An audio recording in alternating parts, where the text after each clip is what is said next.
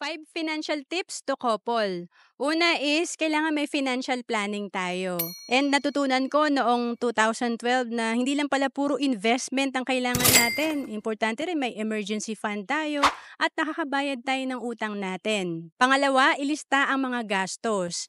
Kami mag-asawa, meron kaming notebook na dito namin nililista kahit 20 pesos na ginastos namin para alam namin kung saan kami nag-overspending at alam din namin yung total na ginastos namin sa isang buwan at sa buong taon. Pangatlo, work on your cash flow. Importante, maganda yung cash flow natin. Ito yung income minus expense. Nakakapagtabi dapat tayo at nakakapag-invest para mag-grow yung personal finance natin.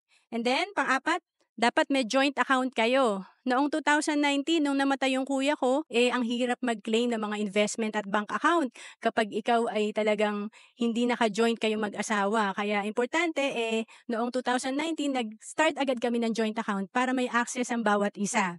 And then, panglima, get income protection and healthcare. Makikita natin sa financial foundation para ito ay maging matibay.